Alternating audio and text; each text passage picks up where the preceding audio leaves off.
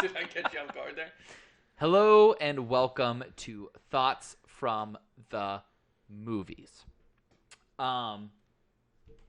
Before we start tonight, because Thoughts from the Bench is a sports channel, and we cannot ignore what is happening across all of major sports right now. The entire NBA is shut down, and I think all the rest of the MLB is shut down over the recent shootings in Wisconsin. And we at Thoughts from the Bench stand with the teams that have made that decision. We support their right to protest. We had a conversation today as to whether or not we should even go on the air. We decided that we would go on the air and we would just say we support them and we agree that Black Lives Matter and that change needs to happen. More will be discussed tomorrow on Two Beers Deep at 6 right here on Twitch. But for tonight, we will just continue on with our show. And so. Well said. Yeah. The show tonight, though. Oh, and Austin's back. I was going to say. Hey, Austin. Hey, Sorry, there he is. I was super serious. I totally forgot to say, hey, you're back. It's good being back with the boys. Yes. It's a weird feeling not being on every week, but you know what? I'm happy to be here. Well, you got a pretty big show. Go ahead. Why? I think we can drop the name. Just say the name. So, my show will be entitled The Rank King's Court. Ooh, I like that. I like that Be a lot. a show based No. around... I think I was Nope. actually going to do it. Just that. Just I that. was actually You gonna can't do it. plug it And in we'll all? keep. Well, no, because it's going to be a rollout thing. It's coming in Okay. September, but we're going to do plugs and commercials and stuff for it. So, You actually thought I was going to say. so there. I was ready. I'm like, what is this? Let me hear it. It's been teased. The Rank King's Court. Get excited. Zach from the Yinzer Mob hopefully will be joining us soon. We assume he's running late. It was his pick for the movie, so once he gets here, we'll just bring him into the conversation. But the movie was The Town, the 2010 Ben Affleck crime thriller. We have a list of different topics we're going to get to tonight. But first, just did you like the movie, Austin? Yeah, I want to say that I have seen this before, but it has been forever. Okay. So I don't remember if I've seen it, but I saw it, and man, has Ben Affleck been in a bad movie? Yes. I'm sure there have We'll been. find out later. We'll But find out at later. the end. Yeah, when we Most run of through the ones that movies. I've watched for this researching for this show have not been bad. So True. Nice. Yeah, Justin? 2010 this movie came out, yeah, so it's Yes. been a while, and this was his, second or third directorial movie? That's the question. Second. Before Argo, because that was Yes. 2012, I Yes. think. So he did Gone Baby Gone, Yeah. and then he did this, and Yep. then Argo, and then Live by Night. Yes. The Town is awesome. I love a great crime movie. I love a great heist movie. Yeah. This one is just such great characters. Mm-hmm. Charlestown is such an interesting place that we're going to get into later. And Boston has such a rich history Yep. in crime and in the mob. And this was just a ton of fun. I love The Town very much. I noticed that you're wearing all Pittsburgh Penguins gear tonight. Is that in protest of just Boston sports in general? I didn't do that on purpose, but luckily it counterbalances your Boston-looking shirt over there. So it's not Boston. It's not Bruins supporting. Otherwise, I would just Okay. walk out of the show. Well. But, so, hopefully they're losing right now to Tampa Bay. Jealousy is an ugly beast. All right. So here are some of the topics we have planned for Let's do it. tonight. You can kind of see the list here. Austin, this is a new feature since you've come back. But, yeah. So we're going to kind of talk about a magnitude of different things. Multitude. Magnitude. Shut the fuck up. Close. So we're going to talk about a bunch of different things. And actually, the first question topic thing we're going to talk about, Justin Luteran proposed. So why don't you dig in there for us, Jay Luke? Yeah, so usually the format on the show is Josh or I will kind of run things and just discuss stuff that we kind of thought throughout the movie and have the group's discussion on that. And this week we wanted to do more of a roundtable where everyone kind of contributed their own ideas and questions and thoughts, and we sort of discussed them, which we thought would be more interesting and inclusive. Oh, man. So we are getting a call from the Inzer Mob right now. Oh. You're live on air. Hey, I'm winging it. I think I'm here. I'm not quite sure. Okay. Is it a big gray house in an alley? Yeah. All right. Just come on in. Hey, right on. We'll see if he comes through. I was He hoping- might I be was hoping- breaking into somebody's house right now. breaking news. Zach will not be joining us on the show tonight because he is now in the town. There was a B&E in Lawrenceville Yeah. tonight at 8:36 p.m. A I little hear old lady. steps. A little old lady. Hey! A little old Jump lady on had a in, heart bud. attack. Just grab And that she chair, died. pull it over to that free mic, and What's going on, buddy? jump on in. What's going on, everybody? Sorry about that. You're good, dude. That's embarrassing. We're just warming it up for you. Yeah, It's all we're good. getting. We're just. We already talked about the town, so we know what movie it is, and we were Yeah. about to talk about Affleck as an epithet. Empathetic, yeah. I saw his shirt, so then I went to Epitaph, which was Bayside's former record label. But yeah, Okay. On the camera here, so. yeah, you guys Yeah, slide we're in there, sharing big today, guy. so- There you go. Cool. Yeah, but actually, no, it's good timing because we just did the intro, Yeah. and Josh mentioned that this was your pick. Yes. So Yes. if you want to just follow it up with why you picked it and everything like that, go for it. Yeah, I kind of, it came down to, hey, you want to pick the next movie? And I was like, do I pick something that's like a classic, a cult classic, something that, people might not have heard of? So then I threw a couple at him and we came upon The Town, which I think is I don't know, cult classic, underrated. I think it might just be a Classic? regular I don't know. classic at this point. Yeah. It's a great fucking movie. It's, Did you had it's seen so it? old, it's a classic now. yeah. In 2010, seriously, yeah. You had seen this before, Zach, or no? Yes. Okay. I think I saw it for the first time like at my aunt's house in like Philly, like probably 2011, not too late after it had come out, and I've loved it ever since. And you guys had seen it before? You said, Austin, you had. Josh, you had not. I had not. You're the yeah. only one who First has time. not seen it. Okay. Excellent. Yeah, I think we're in consensus, though, that everyone dug the movie Yeah. a lot. Zach, Doug. why don't you slide in a little bit and pull that mic a little bit closer to you there? Let's do that. Doug the There we go. Perfect. Better. Yeah, that's better. All right. Country Roads, Take Me Home. Hi, Derek. Thanks for watching. Okay. So I didn't change these, so my apologies. And I won't make anybody else sing with me. Now on Twitch, because we're affiliate, woohoo! The viewers can make us do things, which I should have changed because they're still set to idiot hour. What now? So, if you feel like singing "Country Roads Take Me Home" along with me, jump on in. Yeah, why not? If not, I understand. But "Country Roads Take Me Home to the place I belong, West Virginia, Mountain Mama, take me home to Charlestown." All right, yeah. Thank you. So I'm waiting that. for a record deal to come up in the chat there.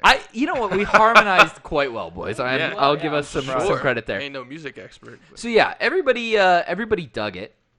Yeah. So let's talk about the first topic. Yeah, and so we were right before you came up, we were kind of explaining the new format of the Little hot start. roundtable sort of discussion that we were going to do this week. And this one is actually was mine. So this first point was my idea, and I really wanted to talk about Ben Affleck's character because it's really interesting to me that Ben Affleck's character is the emotional core of the movie. He's the character whose point of view we see throughout the whole thing, and he is a bad guy. I mean, he is a criminal and a robber, and he lives in a crappy part of town, and his family are criminals. His best friends are criminals, and yet there's such a connection to him, and we empathize with him, and we want him to get out of this life, and we want good things for him. And I wanted to ask you guys why that is when all we know about him are pretty much bad things. And we see him struggle with that, but we do we know why? Do you guys know why? I mean, why do we empathize with Ben's character? Well, as a formal, exceptional, standout hockey player, just like Ben Affleck's character, I really vibe with the character. You buying that?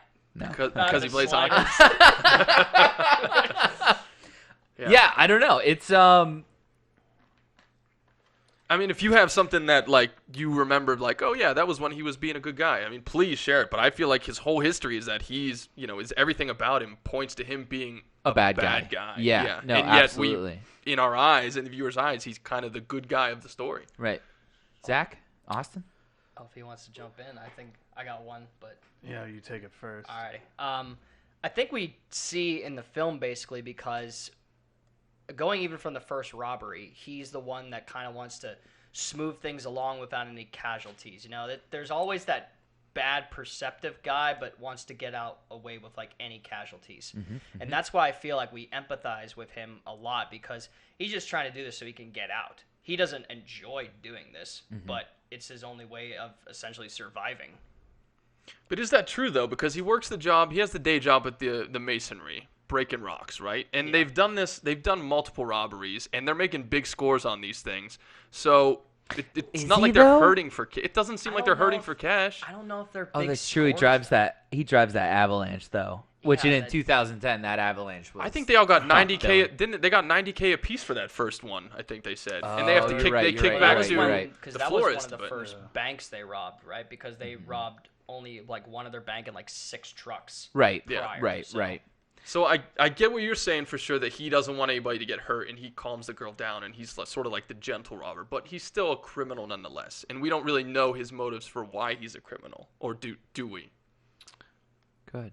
A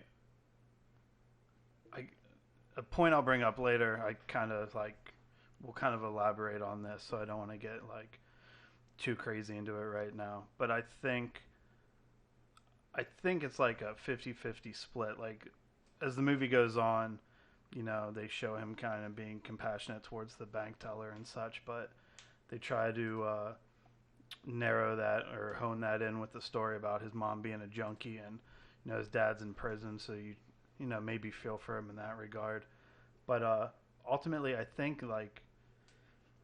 just like the choice of picking Affleck for the role, I think he has a certain kind of like, male America sweetheart, especially in 2010, that like, if you pictured like Brad Pitt in the same role, I don't think he would have the same kind of like, quote unquote, like boyish charm, or even like Mark Wahlberg, like that other archetypal like Boston guy. Right. Like he has kind of more of a rugged edge than, Affleck does. Affleck, there's something innately relatable of like, I think more so how people view Casey Affleck now, of just like, oh, he's just that kid from Boston that like is doing it for the town, shit like that. So I think that is part of it, like in my regard, how I view the film, but they don't really do a great job in the beginning of making you feel a certain way for Affleck, but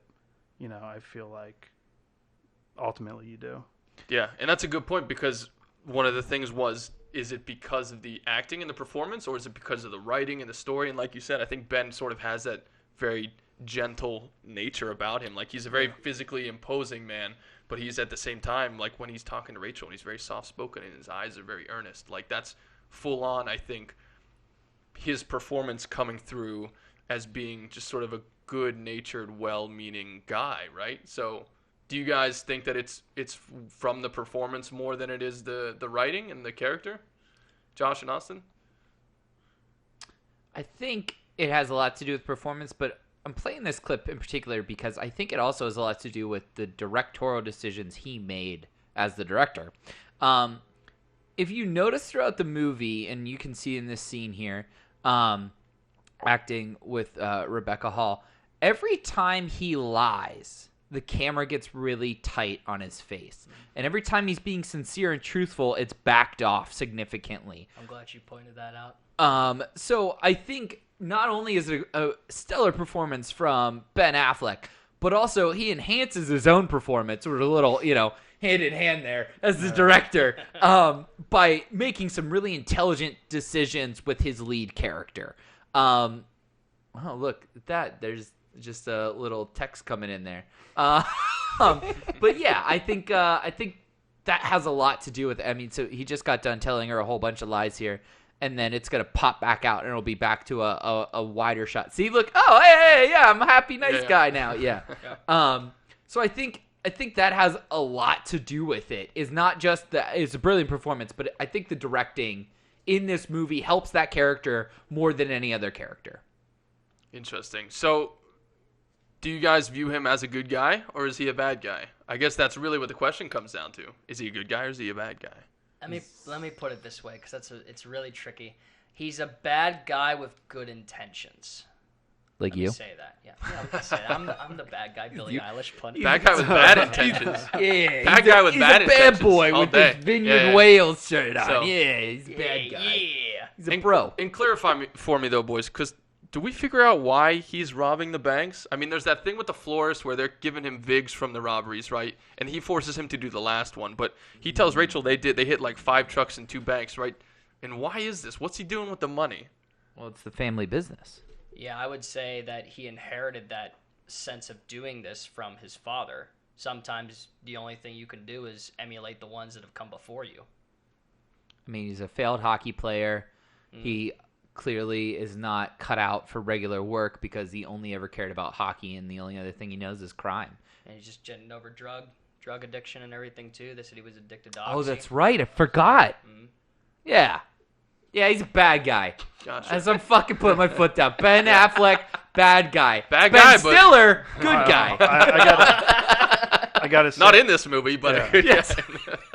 I think he is not necessarily the good guy, but he's the best good guy in the film. Because theoretically, you would think John Hamm is the good guy. No. Well, I mean, in regard to solving the crimes and Right. ending the shenanigans in Charlestown going on with these guys here, but So I mean, is- John Hamm's like a piece of shit, and then Rebecca Hall, Rachel Hall, Rebecca. Rebecca, Yeah. I think Rebecca- the character's name is Rachel. yeah. Yes. I mean, she's innocent, but she really doesn't have like much of like a when you want to call her a good guy.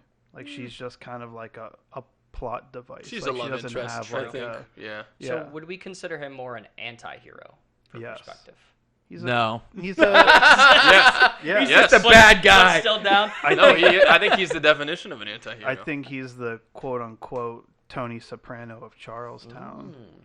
Which this Wow. movie also made me think of something else because the guy that's the florist, I only really knew him from Jurassic Park 2. I was gonna say. Okay. I knew it. Pete Postlethwaite, His last yeah, name's great fucking actor. crazy. What's his last name? Pete Postlethwaite, yeah. Yeah. Very acclaimed. He's dead now, but he was a very talented actor for a long time. He deserved it for that performance and the town That's just because he's such a bastard in it. Is But, he actually Irish?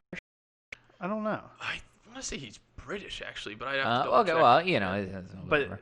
and it kind of made Over me there. think of Yeah, this something. in like regard to like all these mob movies or the mob in general of like ultimately spoilers, the movie's 10 fucking years old, so he kills the florist, you know.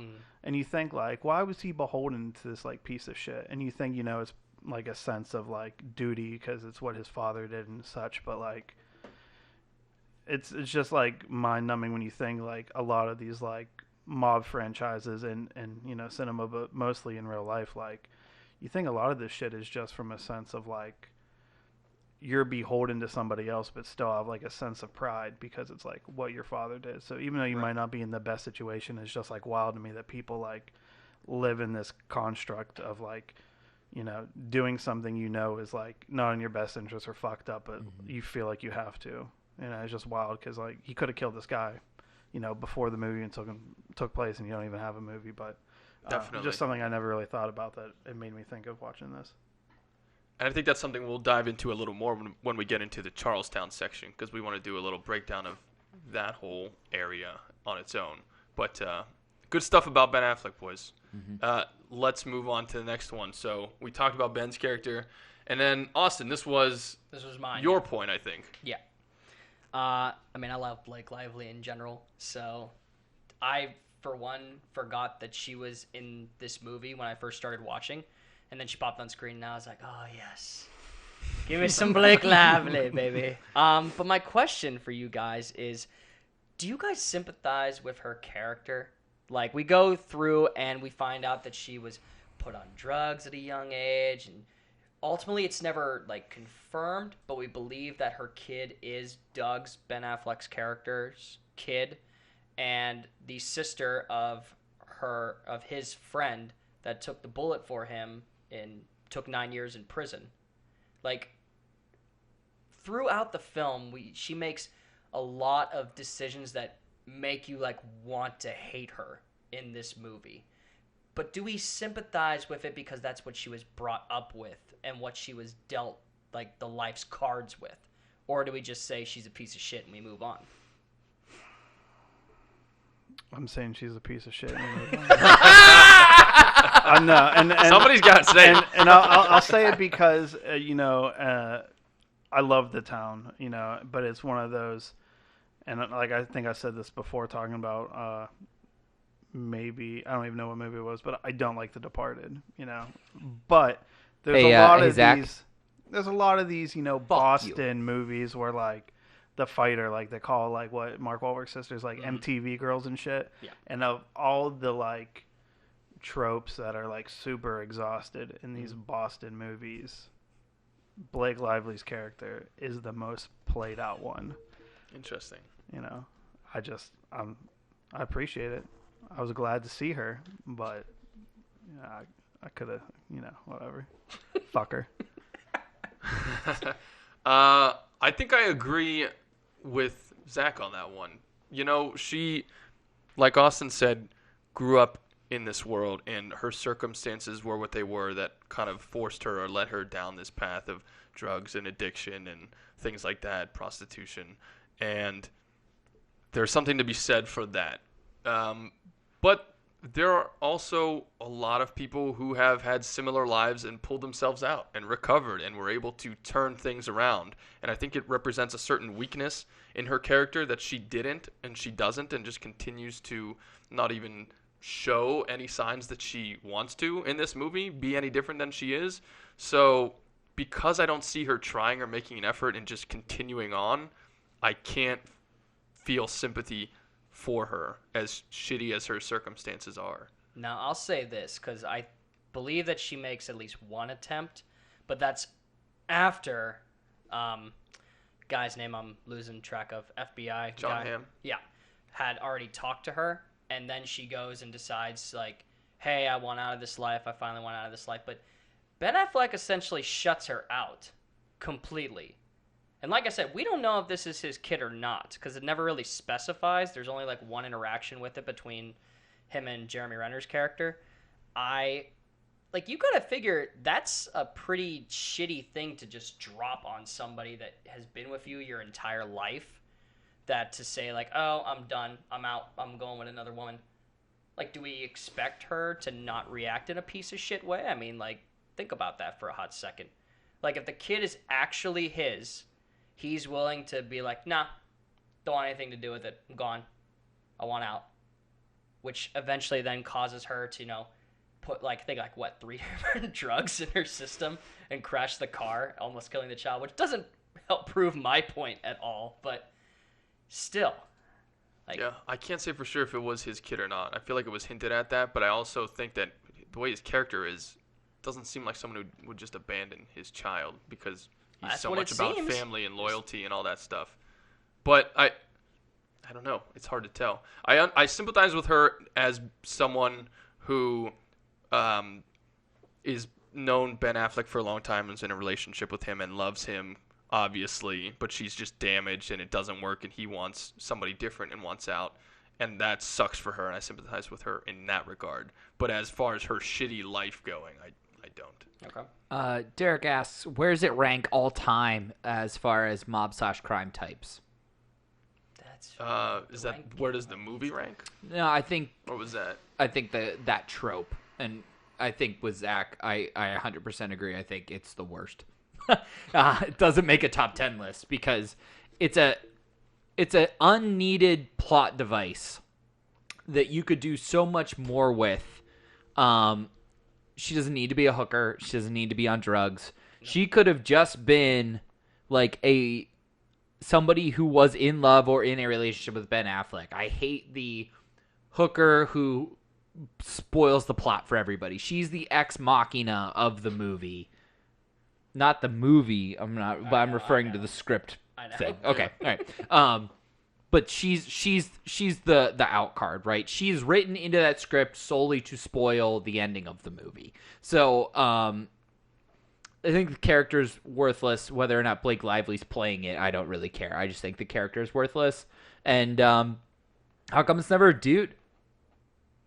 It's always a chick. I'm gonna respond sort of to that, and okay. not necessarily your last point about why it's always a chick, but I will say that I think that what you were saying about her only serving a purpose to give John Hamm, an out at the end there. Mm-hmm. I think that the whole purpose of her character being a prostitute and being as weak as she is, like we were talking about before, is that she is the only one that he can get to these guys through because she's weak. I mean, this is a town where loyalty is the key to everything, and no one would ever rat on anyone. And the only reason she does is because she's so vulnerable. She's in such a shitty position that she has no choice to, whereas everyone else in this town would say, doesn't matter. They'd say, fuck you to this FBI guy. So she's literally the only person in the movie that he can push up on, the only in that he has into the town. So I think she's underrated in her importance, actually.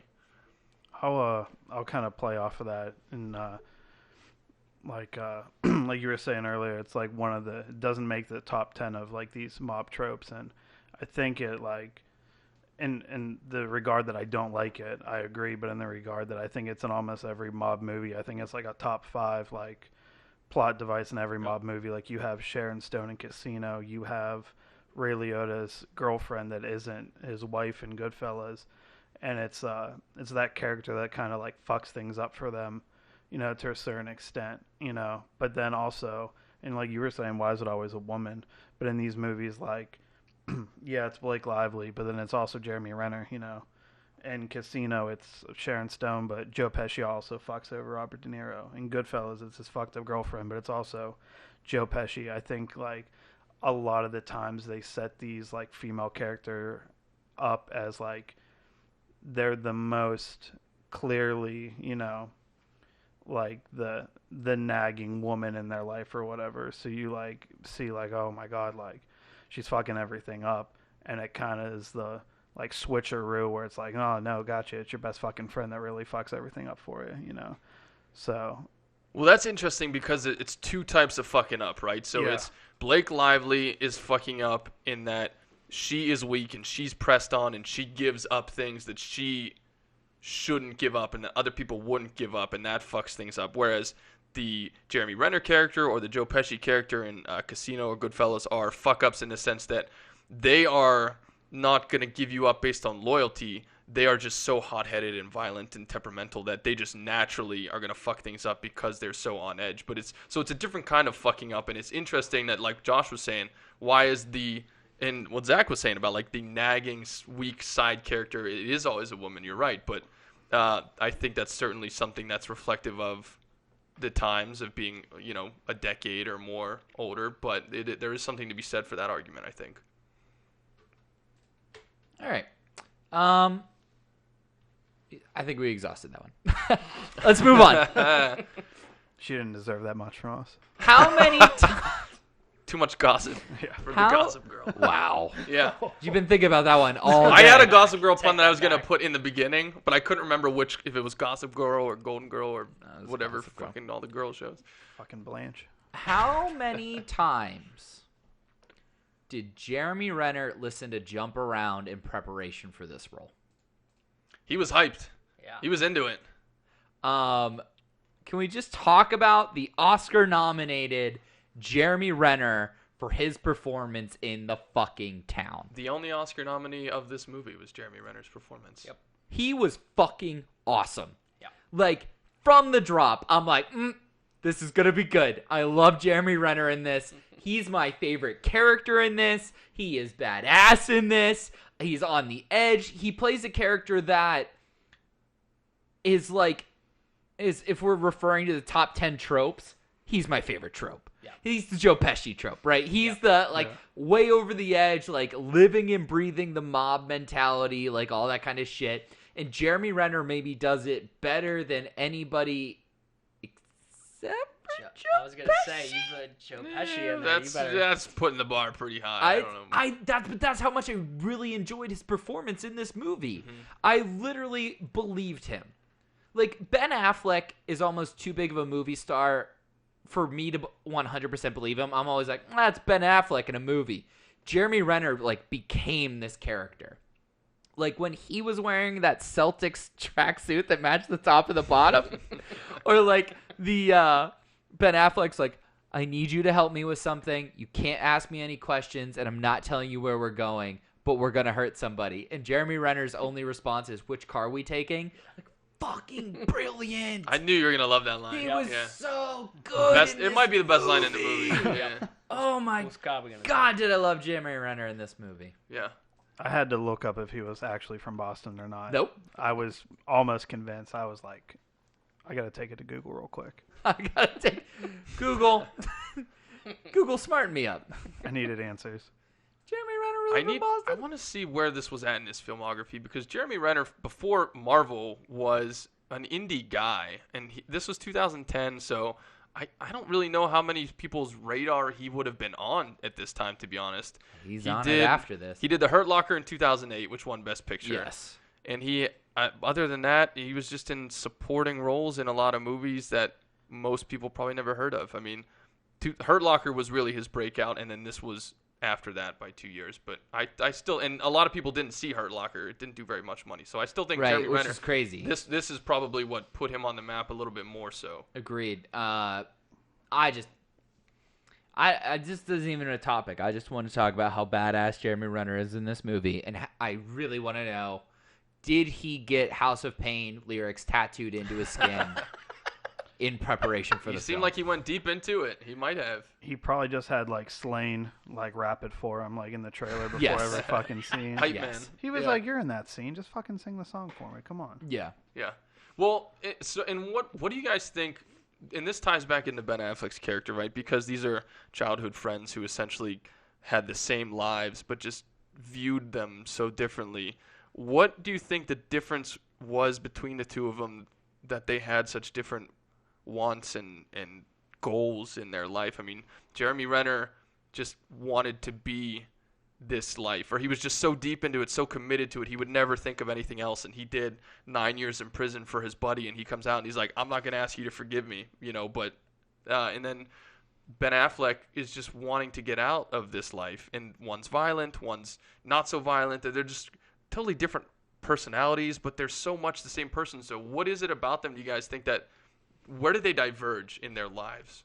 I think it has to do with literally Ben Affleck's, like, it's a throwaway kind of part of the movie, but that Ben Affleck is a professional hockey player, former professional hockey player. Jeremy Renner in the movie plays the role of the best friend of the popular guy, the best friend of the good-looking guy, the best friend of the popular guy, the best friend of the ex-athlete. And Jeremy Renner knew from that moment he was not getting out of Charlestown, but he knew his buddy could. Yeah. He knew his buddy had a chance, right? And that's why he takes the blame for him, because he wants Ben Affleck to not have that stink on him. And it's partially self-serving, though, too, because then he still gets to be the best friend of the mayor, basically, of Charlestown. Yeah. With that, I think you could argue that the exact thing that happens that splits it is that event, right? Because if Jeremy Renner doesn't interfere, then he has a chance to live a perfectly normal life however he so chooses, whereas Ben Affleck then would go to prison and would then essentially, I would argue, could be the Jeremy Renner character when he gets out in 9 years. Yeah. So it's that exact event that takes two guys of the exact caliber and splits it, essentially flips the coin, one light, one dark. That's how it turns out. I don't think they're as equal, though, as we're giving them credit for. I think they both have equal opportunity. I feel like even though his dad was, a robber too, and so was Jeremy Renner's dad, it just feels like Ben Affleck has a silver spoon in his mouth in comparison to Jeremy Renner. Silver spoon in regard to his ability to play athletics, or Yeah, like he was out. okay, He was out, right, okay. and he couldn't hack it, and then he got dragged back in. I think it comes down back to this like Boston mafia sense of like this like code they have. So let's say Jeremy Renner does this bid for Ben Affleck in the hope that he's going to become this professional hockey player, and he doesn't. So Jeremy Renner gets out and he's like, well, I might have done this thing for you, but that didn't pan out. But you knocked up my sister, allegedly, and have a child with her. So the next move in that code is like, you're going to do right by my sister and, raise that kid. And then like, we got the family still, and Ben Affleck's like, no, like I'm getting the fuck out of here. So I think Jeremy Renner probably like feels betrayed in that regard. And that kind of causes like a division among them. And I think that's kind of where the silver spoon thing, like I see that on my end, is like Jeremy Renner's like, you had one golden opportunity, which was, professional hockey. And now you have this other golden opportunity, like be a good father, stay in the town, be like that guy, and he doesn't even want that. And Jeremy Renner's like, well, like, what the fuck else do you want? Like, this is all that there is in Charlestown. Yeah. Like, if you don't get the way out, you got a role to fill. And like, you don't want to do that. You better than me, some shit like that. So I think that's what causes like a division amongst them. Well, it's really interesting you say that because our next topic is Charlestown and how it's such a big character in the movie. And this was my topic I really wanted to discuss with you guys because anytime we have a crime movie or a movie in the hood or just some kind of rough street neighborhood, whether it's, Boys in the Hood and Straight Outta Compton or crime movies or whatever it is, there's this code of the streets. And it's so fascinating to me, this code of loyalty and a brotherhood. And I think it's in Mystic River, actually, which takes place in Charlestown, where the guy says there's some kind of crime being committed. And Kevin Bacon's character says, if these fucking guys get back across that bridge, we're never solving this because that whole town is just going to eat this back up and it'll never come back out. It's such a tight-knit, loyal community to each other. And I forget who said it earlier, but John Hamm in this movie is the FBI agent trying to solve the crime, and he's essentially the bad guy of the movie because he's trying to solve a bank robbery. Yeah. But in the eyes of everyone in Charlestown, he's evil. He's an asshole, right? So it's just when you put it that way, yeah. But it's just so fascinating to me, and I was curious. Are you guys as fascinated by it as I am? Do you think that there's some kind of nobility there that's not really alive anymore? That this idea of fuck the rules and fuck the codes and being sort of like an outlaw community and just having that mindset, because that's always been fascinating to me. And obviously, not having really grown up in some neighborhood or community. We didn't have that in Butler. We did not have that in Butler, Pennsylvania. No, we had a lot. We did have a lot of drugs from Trader Horn. We did have a lot of drugs up there, but it was not. Nobody said it was shit, not Austin. Hey, I mean, no one said shit. Did you that really stole if you stole a shovel and some manure I see shit. from the Trader Horn by the McDonald's next to the sewage plant, nobody said shit. What's the statute of limitations on that? Could this be taken to the police? Amish Mafia. I hate manure. But no, so do you guys, I just want to know what your thoughts are about that. And there's a fantastic scene in the movie. They rob a bank, they go back to Charlestown, they get out of their car, and they're staring at a Boston PD officer who is like in his car looking at them in their gear with their guns and bags of money. Thanks, Cody, for joining in. In Charlestown, and the cop looks the other way. He just lets them go about their business. I mean, can you guys just tell me if you love that as much as I do, if you love this idea, and why do you think it's so interesting or captivating? That's interesting because I had a whole different perspective on that scene. I just thought that he was at odds because there's 4 guys that are known robbers getting out of a car with loaded, assault rifles, and he's sitting there with a pistol chilling. I think he was like, I'm not fucking with this. I'm just chilling here. I'll look the other way for this. Yeah. No, that's him saying, "Go ahead. I don't see this at all." We see that in like so many movies, like you said, with Mystic River and everything. Any movie that's, you could argue that was in the second movie we watched too. What was that? She's Gotta Have It. She's Gotta Have It. Yeah, how that like community works. Oh, and fuck everything. yeah. Absolutely. It's interesting because all this time we're essentially told, live by the system, go through this, you're supposed to do that in order for your community to view you that way. The community turns on and says, fuck you, I'm not doing it. Yeah. Like, big turn on their part. I love when movies express that, because essentially you're taking the system by what movies are telling you to do, and you're like, nah, you don't have to do that. You know, fuck it, Jimmy, go around the corner. You know, shoot a dog. Who gives a shit? Like, you know what I mean? Like, no one actually... I don't know what that was, but I was just loving it. That was awesome. Brody, okay? Fuck dogs. Somebody check on my dog. Yeah. Brody! Take the dog out. Ah! Yeah. For a walk, Jimmy. Yeah, but no, you're right though. It's because it's like, even though in the eyes of the greater good, this is the wrong way to think, but within the community, it's the right way to think. Yeah. And that's how everyone thinks. And when you take up that mantle, you're doing right by that community and by that mindset and by that loyalty and that code. And I've just always been so fascinated by that. I agree. I don't think I've ever watched a mob movie and then didn't think I could go outside and beat up 10 fucking people. Right? You know, Seriously. Yeah. You know, I just watched. Would that not go over well in Mount Lebanon? Yeah, I mean, like, Weird. I'm at Chipotle trying to get capicola in my fucking burrito. You know, give me the gabagool, you motherfucker. You know, but I think it's ironic because I think, in the sense of movies, like, it's really hard not to romanticize those ideas. Yes. You That's know, the word. like, I love mob movies, and I've never grown up in any kind of community like that. You know, like, I'm a bitch overall and grew up around bitches, but you know, you're like, oh man, that's fucking cool. Like, they robbed the bank, they didn't say shit. Like, that's sick. And then you see, like, on the news, like, you know, somebody got fucking killed and nobody said anything, and then you're like, oh, that's fucked up. You know, it's like a fun juxtaposition. Well, not fun, but like, it's funny how, you know, I think most people would feel the same way, but if not, you know, whatever. Yeah. But like, you watch a movie and you're like, oh man, the street life's fucking cool, and then you see the street life on the news and you're like, man, that's not fucking cool at all. You know, so it's fun to watch for 2 hours and you're like, yeah, like, I could get behind that. But then, like, Then you actually as see soon it, as you like, walk outside, if somebody like pointed a gun at my face, it'd be like, it was that guy. Like, fucking get him. I gotta sleep here tonight. Like, what if he comes back?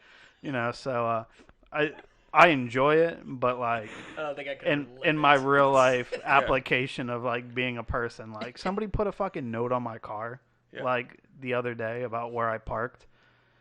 I can't let it go, but like, I know I'm not going to do shit about it, you know. And I know, like, if I was like a townie or some shit, like, You get and the I had bat the out. support of the community, like, I would bomb whose house I thought it was. You know, like, I don't Definitely. fucking care. Like, no one's going to say shit. Like, I'm going to hit houses till somebody apologizes. But And that's the in scene my of the movie, real they life, do that. Yeah, they go yeah. beat that guy up. Yeah. yeah, in my real life, I'd just be passive aggressive every time I drive Right. past him, you know? Well, not even the coolness. Like, Sorry.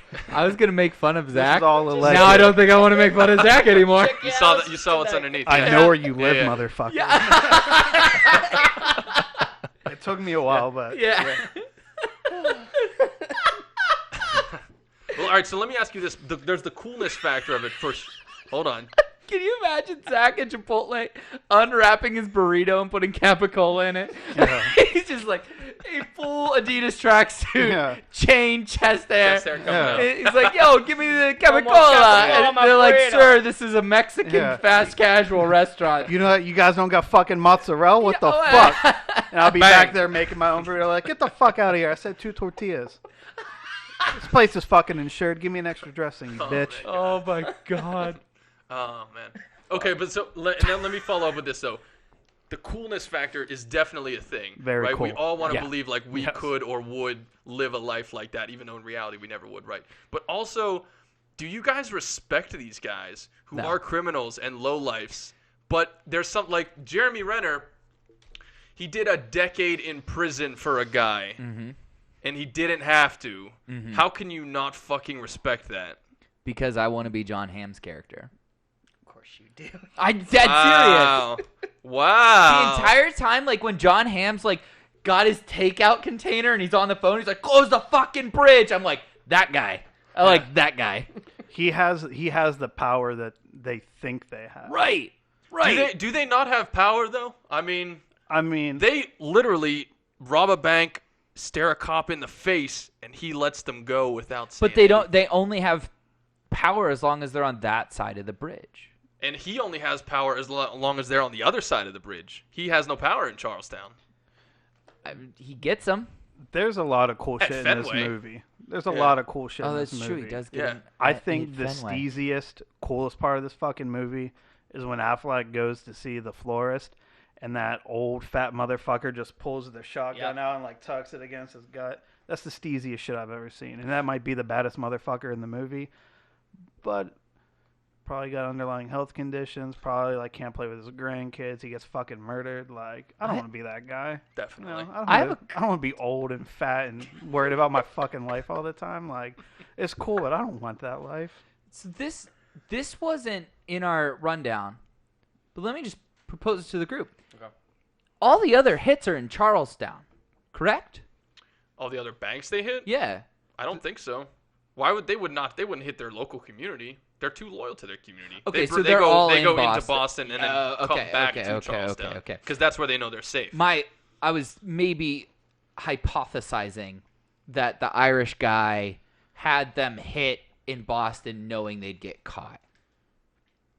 That his character, I was a little confused on. Like, I don't know why they're kicking Viggs back to that guy and why he's calling the shots. Because he has the inside scoops. Yeah. He's the one that knows who's driving the truck that day and like why they can make that hit on that day. He's the guy who's setting it up. Okay, and why does he force Ben to do that last hit? Because he doesn't trust Renner the on crew his without own. him. Right. Okay, right. gotcha. They're a unit, he says. Yeah. And Ben Affleck is clearly the brains of that unit. Here's something else I want to bring up about like these mob movies and maybe the mob in real life. But like you're talking, they hit these banks in Boston outside of Charlestown because they have a sense of the community. But like a lot of the times in these like mob movies, like the sense of community is like so fucking like weird. Like imagine only hitting banks of federally insured money that like has really nothing to do with your fucking community, outside of your community, out of the sense of respect, but then still like pushing heroin and shit in your own community. Like it makes no fucking sense. That's really interesting. It's like such a backwards like ideal of, devotion to where you live, and I feel like it's in like every kind of like mob movie. But No, like, you're right. It's so strange to me. I hadn't thought about that. It's essentially getting money from the outside, but pushing it through obvious terrible things in the community to make sure that everyone stays loyal. And they're still getting like kickbacks from there. I mean, like other mob movies, like we'll talk about, or not, we'll talk about, but like Black Mass, like Whitey Bulger, like he's still like, they're still like terrorizing businesses in their own community for kickbacks and shit. Like it's not really about like a sense of loyalty, but like the guise of why you do this is like, oh, it's for the community, That's what they make you think, man. It's fucked up. Yeah, it's just such an interesting dynamic that I've always been fascinated.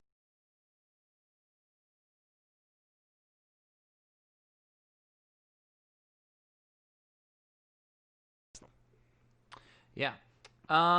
So Rebecca Hall. Believable?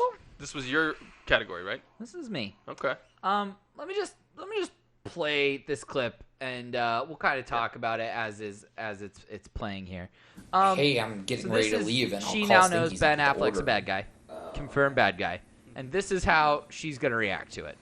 Because And- the gym closes at what, 9? Personally, boys, I don't buy it. Well, then maybe you. This Why don't you entire call movie- Stinky's on your way home? I was like, okay, like about she's that? a love interest, like she's this, okay. Like I kind of get what she serves. That's- She's like the teacher who like Still. came into this like You impoverished know when you're gonna be neighborhood leaving. to try to do good in the world. Maybe this works out, maybe it doesn't. But can I be honest with you? the entire time I was just like, I wish this was Scarlett Johansson. I don't think anybody's denying that. But I just think I'm talking on an actress level. Right. Well, hold on a sec. Let's clarify this question. Are you saying that you don't think Rebecca Hall's acting is believable, or you don't think her character? I'm talking about her acting. Okay. I think that's what I made the topic, right? I made it Rebecca Hall believable. Yeah. So you just don't think her acting is as good as it could be for this role? And unfortunately to her, she's stacked up against John Hamm, Jeremy Renner playing the fucking role of his life, and Ben Affleck. Yeah. Like, she stands out as a sore thumb to me as a lesser actor than those three. And it didn't have to be that way. And I just bring ScarJo up because I know she can play that role. Okay. She played it so well in Marriage Story. And we know that she could do the accent if they wanted to make her from Boston. Thanks to Don John. Like, I just really think that, like, it just was. I don't know why I thought Scarlett Johansson, but like an actor of that quality, I guess, is what I was searching for, and ScarJo was the one that I came up with in my head.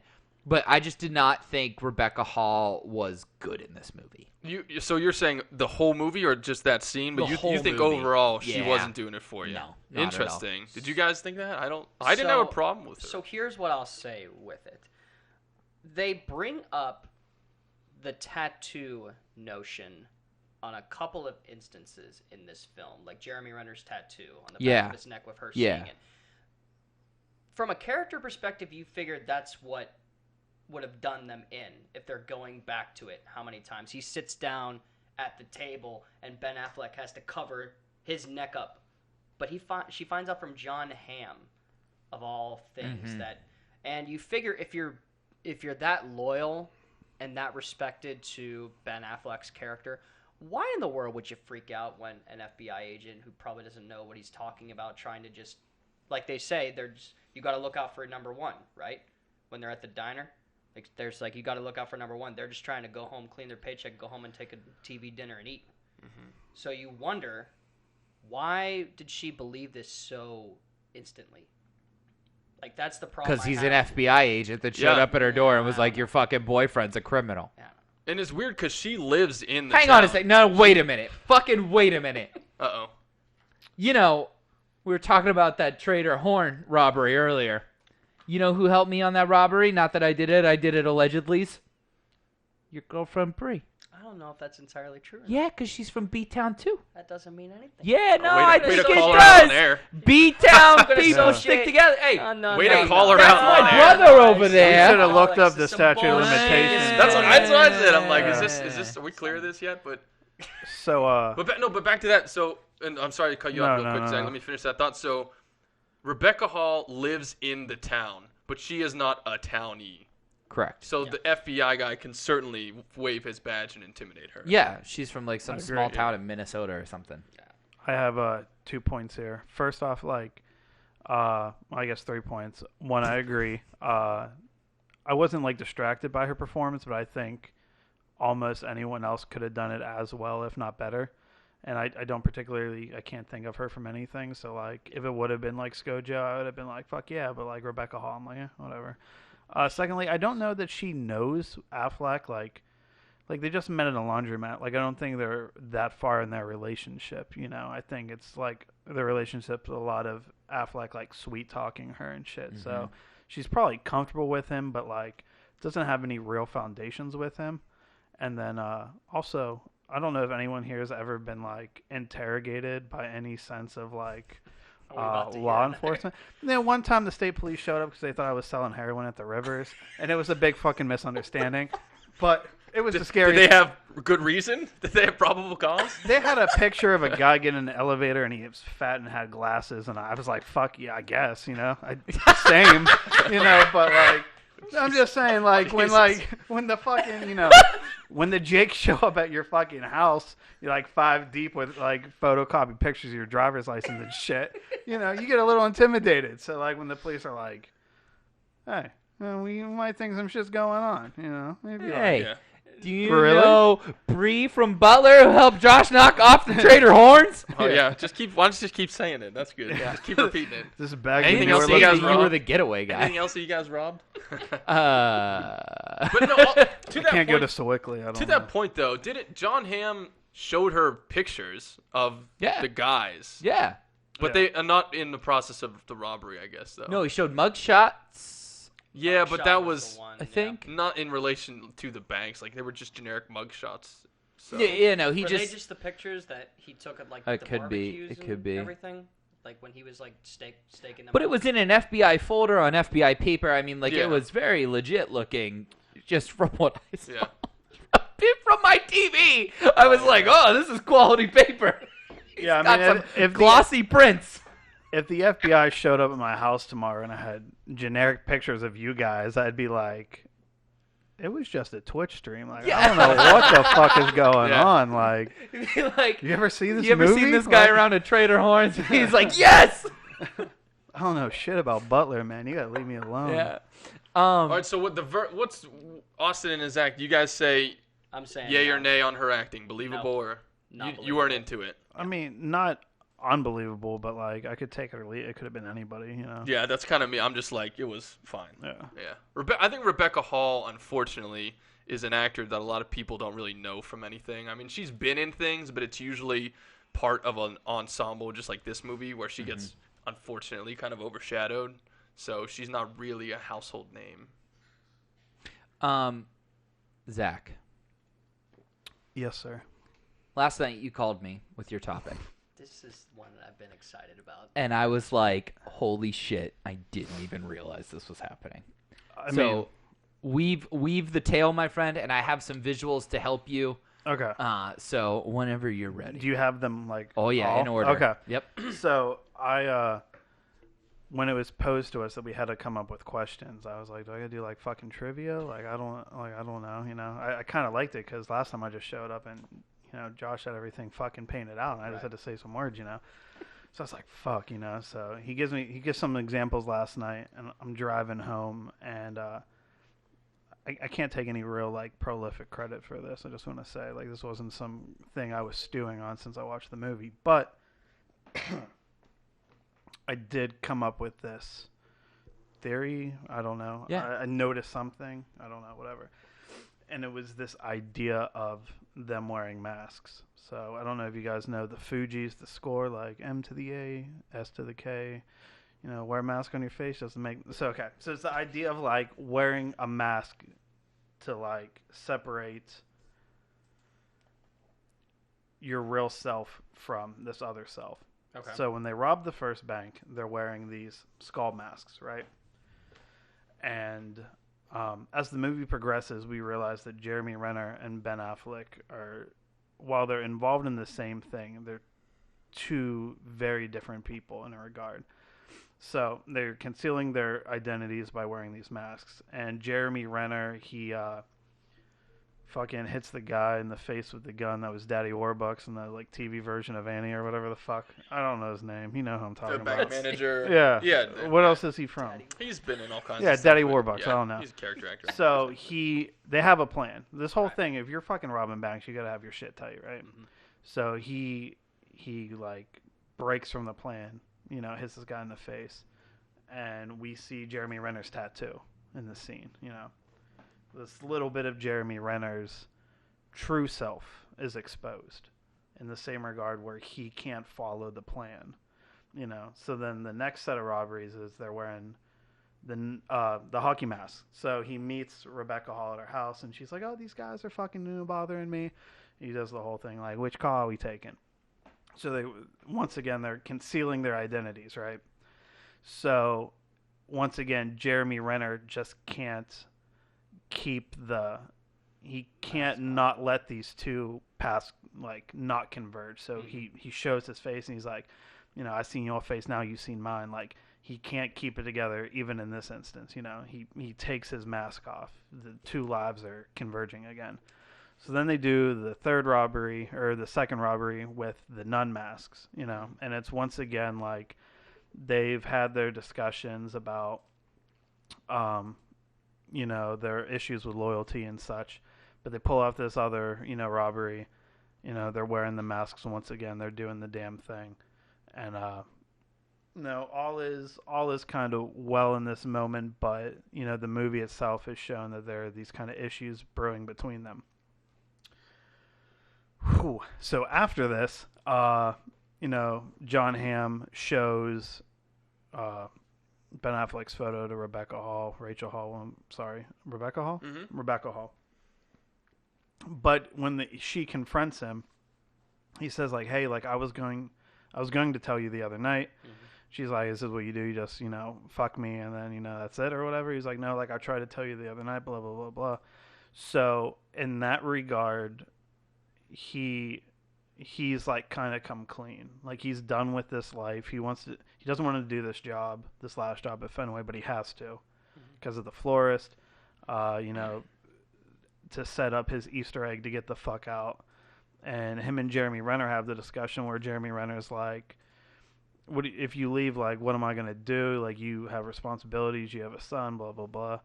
And this is like the tipping point where Affleck's made up his mind, like, this is who I am, but this is like a means to an end.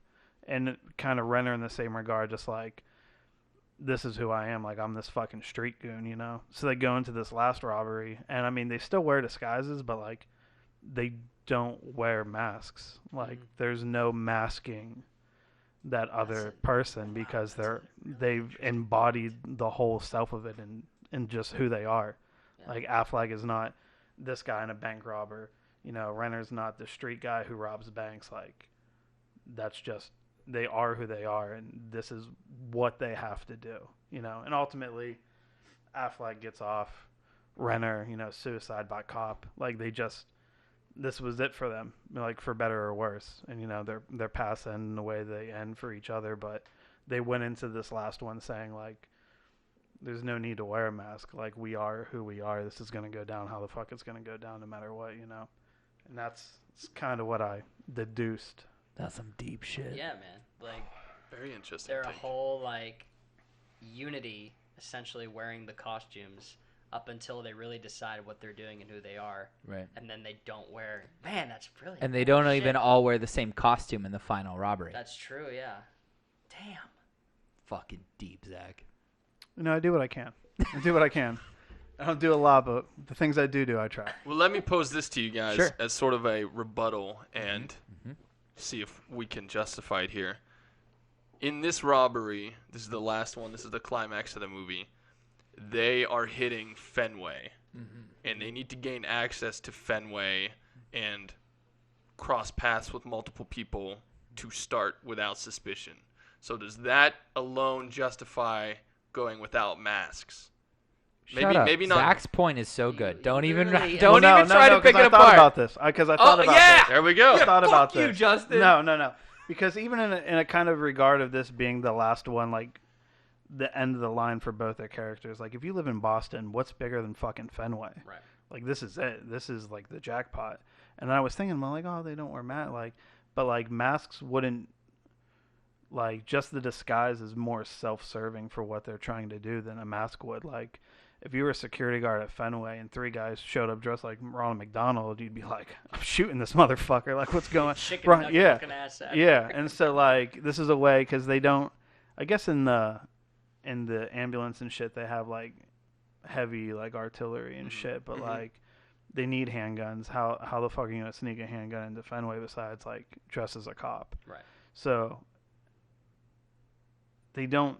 I'm still going with my whole mask thing. Yeah. I'll die on that hill right now. But like, they don't need them. Like, that. I think that's part of it. Like, that, just like in the plot device of the movie, like, a mask wouldn't help them at all in this instance. The whole point of it is trying to just preserve identity throughout the entire film to make sure they don't know who's what. Right. But it's taken to another level in this scene where they learn so much about each other and who they are that it's brilliant to have Fenway be the last thing, because of course you're not going to wear, masks or anything, but you're going to wear a costume in your own regard. Yeah. Yeah, Still can good. it be both, Justin? It could be both. Okay. That's the purpose of the discussion. Okay. It could It's be both. Yeah. I love the points that Zach brought up. I hadn't thought about that at all. and that is really interesting. I told Take. you. Justin's like, tell me Zach's point. Tell me Zach's point. I'm like, He was nope. teasing it. I Yeah. want it to happen Yeah. live on air. And Hold on. I Oh, go mean, ahead. and I think it does work as both because I think at that point in the movie, like the symbolism of the mask isn't needed anymore. Like, yeah, they're gonna do this. Like I said, like they don't like the mask is off. They're coming to terms with what their fate's gonna be. So like they don't. They're kind of just like at peace with what it is, you know. And so like they still do need a disguise, but like I think it's just like, you know, just so happens for the movie that's a job where they don't need masks. But I think at that point, like the masks as like plot devices and symbolism, like kind of just like let's go. Like that symbolism has worked itself out, and now it's just It's like they've accepted their roles as these guys, as the robbers, and they're gonna die if they have to that way. yeah, Right. You know, but they'll do it with their faces out in the open so people can see them. yeah. Can we also just talk about how awesome those nun masks and costumes were? I mean, it's such a visceral moment, like to be on the poster, and it's just so cool. And I just love this whole scene. Like when they do the drive-by of the kid, and it's slow motion, it's just the nun in the car. Like you could tell somebody in a mask, but they're just staring at the kid. It's just fucking awesome. It's very unique. Like the skeleton ones at the beginning are kind of expected, but these ones are just like if you saw a group of nuns from 20 feet away going into a bank, you wouldn't know that they were robbers. So it's just I loved that choice specifically in this scene. I think it's like some of the most like iconic imagery of like movies from like the 2010s. Sure, for crime movies especially. Yeah, like as I soon as said- you see that mask, you know exactly what the fuck movie it is. I said it's one of the most iconic sequences in film history. Like, as far as, like, new history, right? Like, let's say 90s and up. Okay. Or even 2000s and up if you want to. I mean, this is one of the most iconic scenes. And, like, how good is it that, like, they get the fake stop, right? When that Jeep pulls in front of you, you're like, oh, it's up. They're fucked. And then it's the other getaway car. Yep. And then you're like, oh, that was a cool twist. This chase scene's over. No, it's not. They're still fucking going. And then you think, oh, they're fucked again. The cops saw them. And then he looks the other way. You're like, oh, fucking the town. Yeah. You got me. You fucking bitch. Like, it's just so good. Yeah. I love that scene. It was awesome. Oh, you said there were 4 robberies in the movie, right? There's the Yes. opening robbery at the Yep. bank. Mm-hmm. There's the one where they're nuns, and there's the one at Fenway. What one am I missing? I guess Like the hockey mask. Yeah, one the where hockey- they it's rough not up really the That's other what I mean, towns. but yeah. Breaking, entering, but yeah. Can I ask of the 3, which did you guys love the most? Josh, that's your answer, right? Yeah, the nuns absolutely. one. Yeah. You guys. Same. Yeah. Mine's Fenway. I love the whole sequence of it and everything in the climax. Yeah. Them not knowing that the cops know everything and they're outside until the very end. That was a good twist, How too. Yeah. awesome is that moment where Ben Affleck, like, they just pulled it off and they're about Yeah. to drive away, and he's looking around, and you can tell on his face, he's like, Something's not right. it's too quiet. This was way Yeah. too easy. And he's Yep. staring up and down the halls. Then he looks outside, and there's fucking every single Boston Yep. PD officer waiting outside. That was great. And I also agree with Austin that one's awesome. I love the whole twist that they also have, like, the ambulance gear on. So, Yeah. like, they're going from one to the other. They're ready with their second disguises and stuff. But, yeah, that one was, I think, not only because the gravity of it, like, the nun one from a visual aspect was awesome and I Yes. think more iconic. But I did enjoy, I The think, the Fenway ending one. Well, you, Yeah. you Let just me- get like a whole thing of emotion with it too, because like even when before they die, like they have like the I think it was the getaway car guy or one Yeah, of them. yeah. But he legitimately says like go, I'll take the pinch, and they know that he's not getting pinched.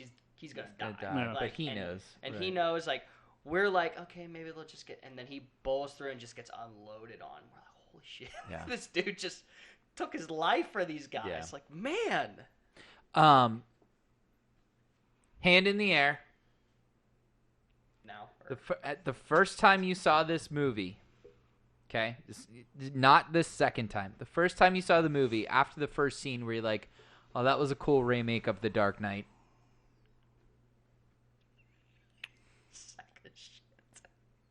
When did I the don't Dark think Knight so. come out? 2008. 2008. Oh, okay. I don't think that I thought that. Oh, but dude, I I was can like- see why you would. I was like, Yeah. oh, cool. I haven't seen this before. Yeah, I see why you would. Yeah, yeah. I was like, okay.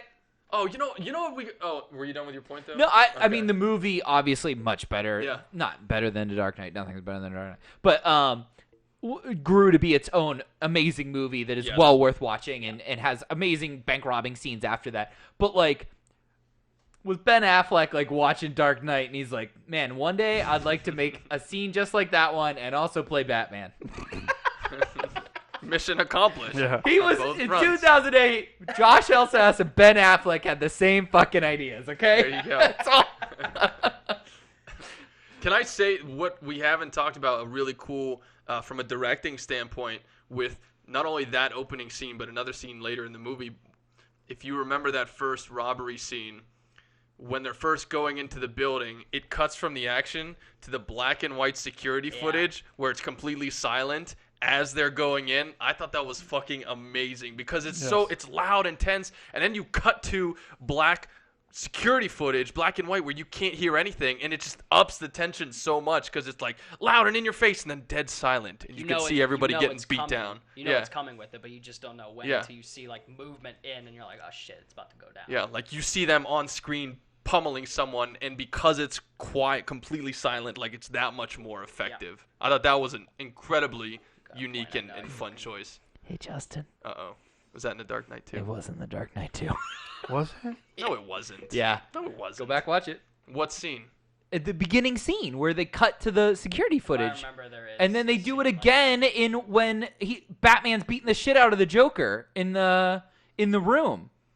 Well, it's a good idea, you know. Like, if it ain't broke, don't fix it. Yeah. Yeah, I mean it's cool, but like, you know me, I'm like a big point of view camera guy. Oh yeah. And wide shot, it ain't doing- and you know, they don't do it again for the rest of the movie. They did it twice. They did it in 2 separate scenes. Do they do it in 2 separate scenes? Yes. Okay. All right. I'll let this one pass. Zach, I'll allow it. I hate in every fucking good bad movie, doesn't matter. There's always the director is tempted to cut to the POV shot that is totally fucking unnecessary. Where it's like you see a character flying off a hill and they're like, we have to show the character's viewpoint at this point of them going over the hill. But Yeah. the camera's never in a viewpoint at any other point in the movie. Right. It's always like That's the fair. conscientious observer versus like the POV, and it just pisses me off. It could have been worse though. They could have like milked the shit out of it, and those like townies that go to rough up had like a Ring doorbell or some shit back in the day. Yeah. And then it looks like Definitely. The Strangers or some shit. Just these Yeah. two goons in hockey masks. I think they used it very appropriately, and they No, didn't no, overdo absolutely. it. They used it very effectively. in those Absolutely. scenes. Yeah, I thought it was- It's very jarring to go Yes. from being in the scene to silently watching it. Well, let's say it is like a rip of the Dark Knight. Yeah. Let's say it is. Okay. How long do you have to wait for something to be like an homage? Like 2010. You don't have to wait Is at 2 all. years too soon? Yeah. I don't think you have to wait at not all. when it's The Dark Knight. Yeah. It's like, you know, Citizen Kane came out and whatever, and then like a year later, someone's like put a wagon in a movie as an homage. Like you'd be like, okay. Yeah. I You're mean, good, all dude. all filmmaking is essentially these days taking ideas from other movies in the past, right? If you're a learned director and you've studied film history and Right. you're pulling this sequence from The Last Picture Show and this sequence from Chinatown or this sequence from, Wings or whatever it is, I think so many directors today Wings. certainly can have their own style, but you have all these influences, right? And Scorsese would be the first one to talk about it. Like Yes. Yeah. this framing in Shutter Island was from this Italian film from the 70s, and it's like shot for shot. But you just- Tarantino too. yeah, he Yeah. is probably the best example of using Right. stuff from other movies. Right. So I don't think you have to wait at all. Nope, I agree. Cool. And there's nothing wrong with it. It's No. just like in my fucked up, I like to poke holes in things brain. I was like, that's The Dark Knight. Yeah. And scene. Okay, where's the bad Joker guy? Where's he at? I don't think we're going to talk about this in the Ben Affleck movie rundown. Okay. We're doing all his, I think, movies that he starred in, but let's quickly do the movies that he's directed. I want to ask you Sure. guys if you've seen them and what you've thought. Well, Argo's going to be in that one, but have you guys seen Gone Baby Gone? No. The first movie he did, or Live by Night, which was the most recent movie he did? No. No. I tried to watch Live by Night. Okay. Yeah, it wasn't supposed. That was a bomb. Yeah, it didn't go well. Gotcha. Did it go well? But I want to interject again, and I hope I'm not cutting you off. No, But no. before we get into Affleck, I was thinking about something I wanted to bring up, and I didn't see it on the rundown here. Can we talk about John Hamm? Yes, Sure. all day. So John's what- favorite character. what do you- Let's talk about him. Here's my question: John Hamm. Oh, hang on. Let's just stare at him. FBI agent. He's staring at you. Handsome man. Let me do an homage to Josh's portion here. Show of hands. Is John Hamm an A-list celebrity? No. Yep. He's not a movie star. That's for sure. He was a coach at the NHL All-Star game. Well, Yeah, because how many other celebrities are from St. Louis? Give me a break. Oh, fucking Pam me Beasley a was the break. other coach, so you shut your goddamn yeah, mouth. They're reaching a little bit. So here's where I'm torn. How many other quote-unquote TV actors have the same star power that John Hamm has? Because John Hamm is not. I looked. He's not in a ton of movies. He's still kind of like his IMDb was Mad Men, Black Mirror, The Impossible, Unbreakable Kimmy Schmidt. Like He's he's done a not. lot of movies. You just don't realize it. I don't think because he's not a movie star. Like he was in Bridesmaids. He was Kristen Wiig's boyfriend. Yeah. Like he is in a fair amount of movies, but he's not a movie star. He's always gonna be Don Draper. I don't think he's gonna ever break out of that show. And they can put him in movies. He doesn't have any box office draw. I don't think he's a fantastically diverse actor. Like No. I say he's not a movie star, even though I would say he's A-list because of Mad Men only. I was gonna say because even he was in Richard Jewell, and I was Right? like, "Fuck, John Hamm is good, Mm-hmm. and he's not in a ton of commercially well-known movies, but I feel like he still has that like A-list movie star appeal." Are you ready for my my two counter or to prove your point? Hit me. Bryan Cranston Mm. and his counterpart. Aaron Paul. Thank you. What You can't. see the No, light? He's so no, famous. I couldn't No. remember Yeah. his name. no. I'll put my foot down. Aaron Paul's got to get the fuck out. Hold of on, this wait. category. You're saying that Bryan Cranston is the same as John Hamm, like Yeah. they're equals. Are you saying Aaron Paul is the same as John Hamm? Yeah. That's I don't think I is can't. true. I won't stand for that. Yeah. Although I get what you're Wait, saying. why? I What do you? get I what mean, you're they were. saying. Bryan Cranston was on Malcolm in the Middle as the dad, right? Okay, Then yeah. was in Nothing, and then was Walter White, and now he's Bryan Cranston. And Aaron Paul was in Nothing. Then he was Jesse Pinkman, and now he's. Well, I mean, it's just Jesse Pinkman again and again and again. But so is John Hamm, is just Don Draper again and again and again and again. Aaron Paul tried to be a movie star. He starred in Need for Speed, and that movie was a big bomb. And I think that's kind of what did him in. Like Charlie Hunnam, it's like these guys there's A-list TV actors, I think. He just took down Charlie. Charlie's my boy because Sons is my favorite show of all Sons of time, Anarchy. except with The Office. But Charlie is not a movie star, as much as it pains me to say that. King Arthur's a big bomb. He's done some indies that he's been pretty good in, but it's like these TV guys who are in big shows one get on in the A-list particular. for TV, but I don't think they get on. It's so hard to separate them, like just TV and movie guys. But I feel like all the guys that we've talked about are in the same boat, where they were A-list TV stars, but it doesn't transition to the movies. I guess you've never seen Green Street Hooligans, but that's fine. It's a great movie. Yeah, I love So, Green Street I was gonna Hooligans. say, it's He's He's Jax Teller in that movie. Charlie Hunnam, unfortunately, does not Jax have Teller He does in not have that a movie? huge range. what are you Yeah. talking about? Yes, he is. No, he's not. That's the movie that not Kurt Jax Sutter Teller convinced him he in could do Green Jax Street. Teller No on. way. So yeah, he is. He definitely Totally is. different. No. Okay, it's not a motorcycle gang. It's Oh, a, no it's a shit, soccer but gang. I'm saying it's not the same ideology. Like, I don't know. I think- don't think so. I think I came across as too harsh in regard to my response to Aaron Paul. I think I came off as aggressive. Okay. Aaron Paul So I is wanna- not at John Hamm's level. I want to walk it back Okay. a little Because bit. you were drinking with Jax, is that why? How the fuck do you know about that? This motherfucker's wearing a wire. Too long. No, but I mean, I'll say I respect Aaron Paul, but I would respectfully disagree that he has the same star power that Bryan Cranston and John Hamm have. I agree with you. Because on at that least one. I've seen them like do like other things, like yeah, John Hamm's fucking, gonna be Don Draper forever. But that episode of Black Mirror was almost a movie. It's like an hour and a half long, and it's like a different character. And he Bryan- does have comedy chops. He's funny in Bridesmaids. Bryan Cranston in that fucking wheelchair in that movie with Chris Hart. That's incredible, Yeah, The Untouchables. It was pretty good. I like Kevin Hart. Yeah, fantastic movie. But I honestly don't know anything that Aaron Paul's done besides Breaking I Bad. believe BoJack Horseman. He votes. I was looking for a movie though, Okay. Why? because that's still a TV show. You know what I mean? Yeah. You can be a TV show star twice. Yeah, no, Aaron Paul's an indie guy. So, but it's a hard question to answer though. If these guys are A-list. Yeah. It's hard. I would say John Hamm more than Bryan Cranston. I think. I think it But, depends like- on. I think now, yes. Then no. I'm just kind of curious as to why he didn't translate as well. Who? John Hamm, because I think he has like everything that you would see in a typical like movie star. Yeah.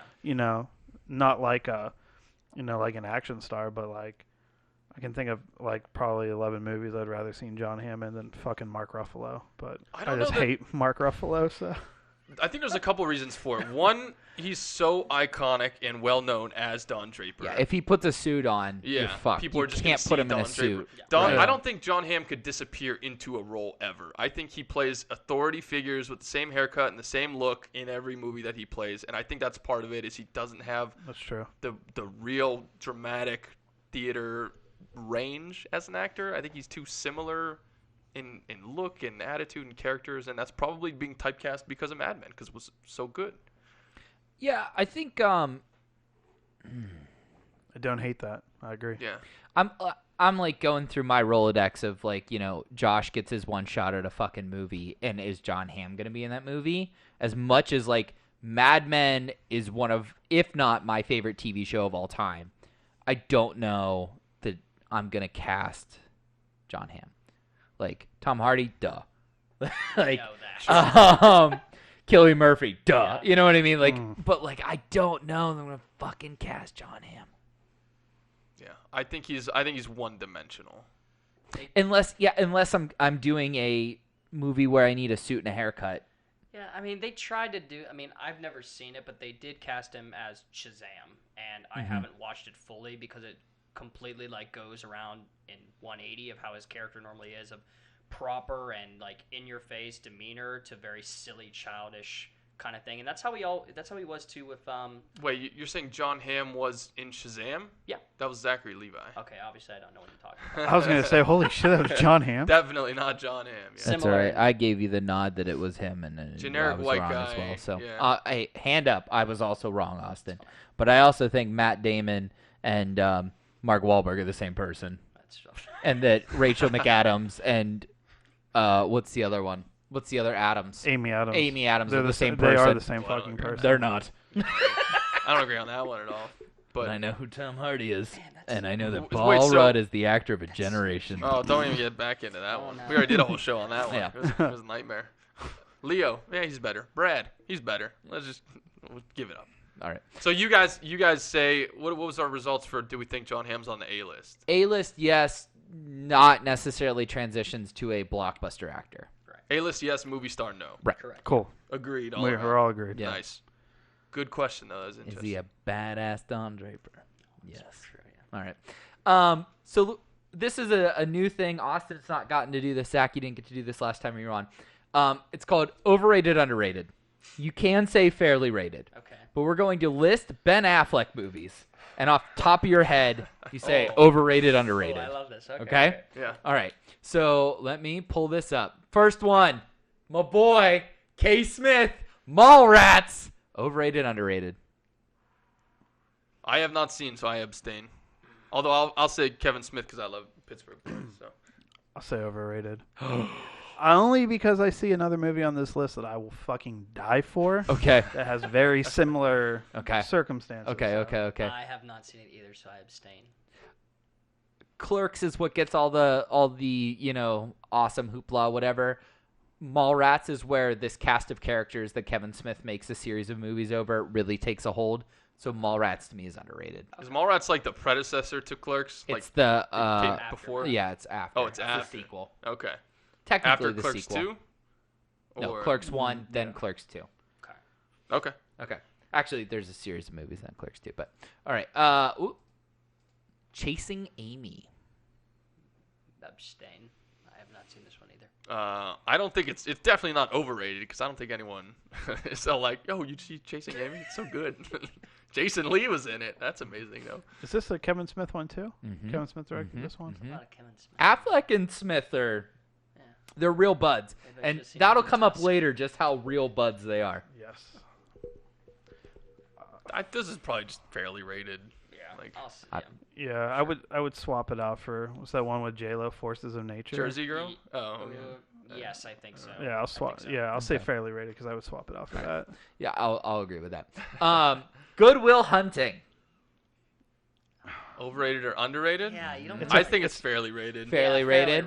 It's a classic, Yeah, right? can't Yeah. go wrong Like with it can't be. If I say overrated and I would deter somebody from watching it, then I would feel like an asshole. I feel like Fairly rated. the problem with saying that it is anything but underrated is that I don't think it gets the. When you bring up classics, I don't know that Goodwill Hunting gets thrown into that conversation as quickly as it should. Right. But when you say the name, people instantly think classic. Oh, yeah. You know, It's which is just like interesting. Robin Williams, Matt Damon, Ben Affleck. Right. Yeah. Fucking awesome. Yeah. Great movie. This is Terry's Great- pick. Also, if we ever want to review this, he wants us to review this. Who does? Terry, my dad. Oh. Says fuck, you all should right. review that one with that Matt Damon, and I'm like, oh, that really narrows it down. And this is Right. not Mark Wahlberg? I don't think You guys so. are fucking me right I only now. know because the poster. You All know what's right. interesting too about that one? Ben Affleck plays the role in that one that Jeremy Renner plays in The Town. Yes. He's the side guy Yeah. who's gonna stay there forever and fucks up Will Hunting's life. Every day I drive this door, and I hope you're not fucking there. There you go. That was my My bad boy's Boston wicked accent. smart. We should have done this Wicked whole thing in smart. Boston We accent. should've. Yeah. Why don't we do this whole thing in Grind Boston it. accent? Okay, Let's wind it fucking back. redo it. Start from the beginning. Yo, we watched this wicked movie called The Town, huh? We went over to the park and got some dogs. Armageddon. Armageddon. It's Armageddon, isn't it? I don't want to close my eyes. I hate Bruce Willis so much. I might miss you, babe. Oh, And I don't want to miss a thing. well done. Well played on that one. Even when I saw this movie at the drive-in, I dreamed of you. Fuck, God. Oh, That man. same drive-in we were at Wednesday. Just there, yeah, Yeah. for the stretch. Which show. one? The Starlight. Butler. Oh, nice. Yeah. Butler. Duh. It's like I really want to say This movie's overrated, so bad. but it's like it's such a '90s bad Michael Bay like. It's almost like iconic for what Yeah, it is. yeah. You know. Yeah. I'll be the one to say it. I'll say it's overrated. Oh my God. Michael Bay. Yeah. Our boy. I fucking Explosion love this galore. movie. I Yes. fucking love. Loud and proud. Yeah, I mean Steve Buscemi, the fucking guy. Like, this is how we fix problem in Soviet space program. He's just banging with God, a fucking that's giant right. ratchet That's or right. wrench. I fucking love this The, movie. the music, of course, is Soundtrack iconic. kills. Yes. And but I think the best part about it is I don't know if it was Cinema Sins or like Honest Movie Trailers or some shit, but they broke down like how just terribly unrealistic and stupid Yeah. it actually was. Like Yeah. they just landed on this asteroid and they were drilling and doing all this stuff, and it makes no sense at all. But when you're watching the movie, like you don't question it. Yeah. You're like, oh shit, this is okay. But- While we're talking about trailers real quick, when I first did the Wikipedia search on The Town to see if Renner was from Boston, it said that the trailer for The Town starts off with like a voiceover like, there's over 300 bank robberies a year in Charlestown. And Wikipedia was like, actually, there's like 23 robberies a year in Boston. We had no idea where the fuck 300 came from, but that's a wildly exaggerated number. That's not even close to true. And I was like, It's yeah. not even remotely close. they were like, there were 36 total robberies in Massachusetts in a 5-year period. I A was little like, creative Jesus license Christ. never hurt anybody. Yeah. Armageddon, I'm gonna say overrated just because I don't love it as much as everyone else does. Sorry, Zach. That's cool. I mean, But I respect it for what it is and what it represents. It still has one of the best like pre-sex scenes ever. Oh my- with the Animal Cracker. Animal Cracker. Oh yeah. Man. I love that movie. Fuck I'm with Zach. Fuck you guys. That Nice. movie's great. It's so yeah. bad, but it's great. All right. Shakespeare in Love. I never saw it. I think it's underrated. It won the Best Picture Oscar that It year, did. and it was a huge upset. It did. And I think a lot of people only kind of know it for that, but I don't know how many people have actually watched it. It's a very good movie. It's well written. It's incredibly well acted. I mean, it's very well done. Do you want to know what happened as I put this on screen today in pre-show? I went, Jeffrey Rush is in this movie. Yeah. Hell yeah, Judi Dench won an Oscar for her 8 minutes of screen time. Yeah, Colin Firth, solid cast. Good one. The lady that started Goop is in it. Pretty Yeah. cool. Before she was The former actress, Gwyneth Yeah. Paltrow. The Gooper. Yeah, that Goop lady was in it. the woman that did not know she was shooting Marvel movies. All right. I would say it's underrated as well. I Yeah. think it stole that Oscar for a reason. It's a really good movie. K. Smith. Yes, Zach's going. Yes. Hit him with it. Tell him why. Can I go like on a brief Oh, little tangent just- about this? I will pull my Kevin Smith jersey out of my closet and we'll wave it in the air as it happens. So here's the deal. I feel like this is like another trope that people can't not talk about this, but fuck you. I went vegan like 5 months ago. Kevin Smith went vegan after he had this heart attack. He's lost a shit ton of weight. Him and his daughter started a podcast. So I've been reintroducing, like, I really enjoy this podcast with Kevin Smith and his daughter. I'm going to go back through Kevin Smith's like catalog of movies. I can't fucking get behind Clerks. I fucking hate it. It's terrible. Right. But I remember that I love Dogma. So one night I'm like, I'm going to rent Dogma. It's not on any streaming service. And I'm not smart enough to illegally download movies because I'm like just old enough where I think I missed Attaboy. the curve on that. So I'm like, how the fuck do I find Dogma? So I like Google, like, why can't I find Dogma? So Dogma was done by Miramax, I think. Mhm. I think that's Is right. that the one that That's correct. Harvey Weinstein was involved in? Yep. So Harvey Weinstein bought the rights to Dogma off of Miramax, like personally. Harvey Weinstein personally owns Miramax. So when all this legal shit popped off, and like all of his assets were frozen or whatever the fuck happened, when they came around to like print it to like Blu-ray and shit like that, he was just kind of like dealing with his own shit. So recently the 20th anniversary came around and Kevin Smith was like, the reason that there's no like 20th anniversary like box sets or anything like that is Weinstein owns Dogma and we're just not fucking with that guy, which I thought was interesting. But I found it at the Exchange Nice. and I watched that motherfucker like 2 weeks ago and it's one of my favorite Ben Affleck roles. Nice. Just the scene of him like coming down with the angel wings in front of the fucking church is like, And filmed in Pittsburgh. yeah. So shout out to the film office and everybody Yeah. else in the Pittsburgh film community. Ben Affleck, Underrated. Matt Damon, Selma Hayek, Jason Lee, Alan fucking Rickman, and Chris Rock. You're not watching that movie? Alanis Morissette. That's right. Alanis Morissette. Oh man, this movie kicks ass. It's Yeah. underrated. Yep. George Carlin. Yeah, that's right. George Carlin's in Yeah. it. How can you say no?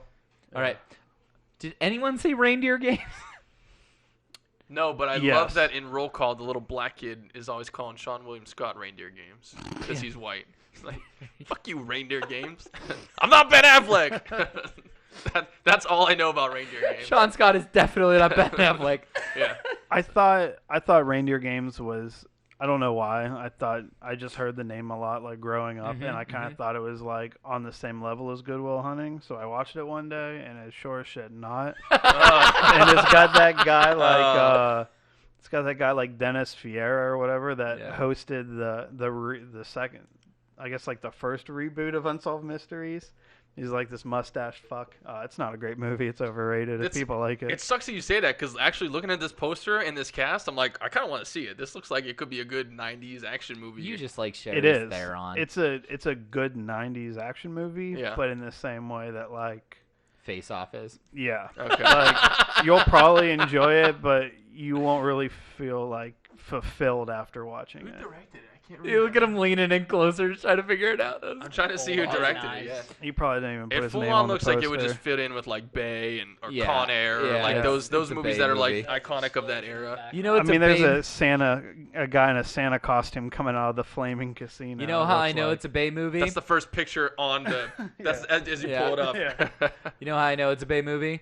There's fire in it on the poster. Like, gotta have fire on the poster. Bad Boys 1, 2, 3 all have fire on the posters. Terrible.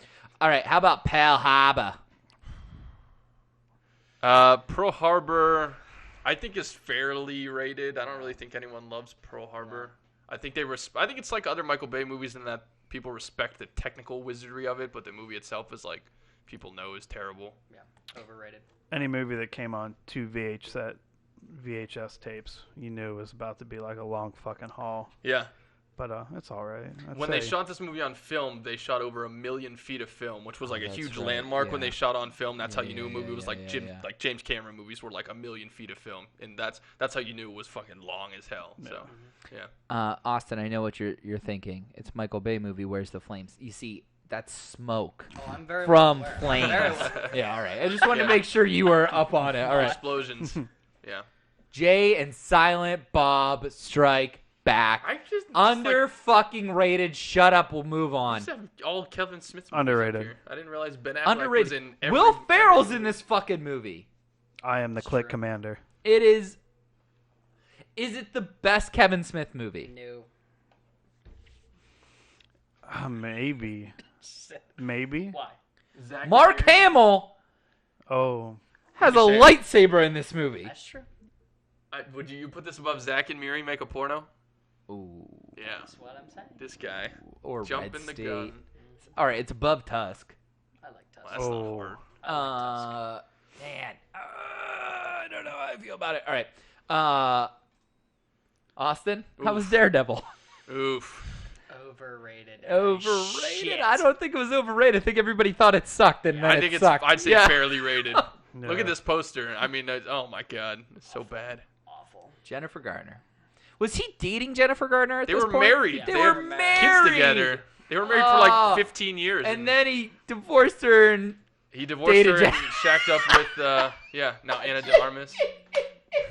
Oh boy. that's good producing, Austin. Oh boy. That's solid producing. Did anybody see Jajili? No. Did anyone see Geely? No, not a This single looks like person a- in No? the world saw Geely. Looks like a bad no. ripoff of Grease. Like honestly. It was such a huge bomb. Oh Jennifer my god. Lawrence It's like is- notorious. He looks pale as fuck. I'm getting Thank some you. serious like Twilight vibes. Yeah. Ooh, yeah. Yeesh. Jennifer Lopez, though, is beautiful. Can you change the slide? It's making my head hurt. Yeah. How about Jersey Girl? There's Jersey Girl. Yeah. He wanted it all, but he got more. This than is he literally Kevin bargained Smith's for. entire filmography. Pretty much. You know, I haven't seen Jersey Girl. I think I saw parts of it, or I saw it a long time ago, and it was not bad. I didn't see Jersey I Girl. don't think I've seen it. Yeah. All right. Smoking Aces. Has anybody Underrated. seen? Underrated. I haven't Underrated. seen it. Yes, I like this movie. I actually have it on DVD. Like this is like the typical one guy they're all trying to like take money from this one guy in one location, like all these different gangs and everything, and Affleck plays like one of the people in it. I think one of the cops, if I remember correctly, one of the dirty cops. It's so good. Like the whole premise of it, way ahead of its time, in my own. Hell of a cast. I was just saying. Yeah, who's in it? Hell of a I think I cast. remember there being like Ben a lot Affleck, of heavy Jason hitters. Bateman, Common, Andy Garcia, Alicia Keys, Ray Liotta, Jeremy Pippin. Pippin, Piven. Ryan Thank you. Reynolds.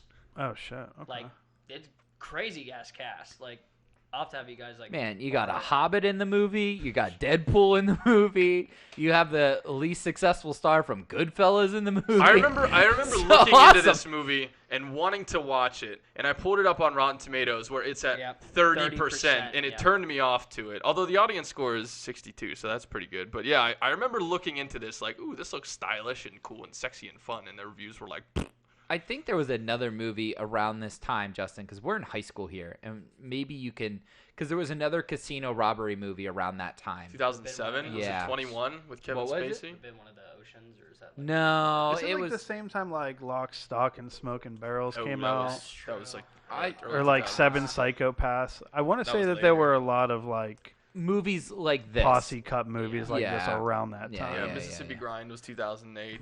Rounders, no, that was earlier. But do you remember 21, the blackjack movie? Yes, That that's was- what I'm thinking Oh, of. yeah, okay. Yeah, it was 21. Yeah. Okay. He's just not that into you, Austin. Yeah, I'm looking at the cast, and I remember that there's always like one of these fucking Hallmark Valentine's Day movies that makes it into theaters, and I'm like, fuck this, I'm not doing it, so I'm abstaining. Oh, Is dude. that E from Entourage? Yeah, that's E. Kevin Conn. Look at this cast: Drew Barrymore, ScarJo, You wanna like Bradley it based Cooper, on Bradley the cast, Cooper? but Holy Justin shit. Long, Jennifer Aniston.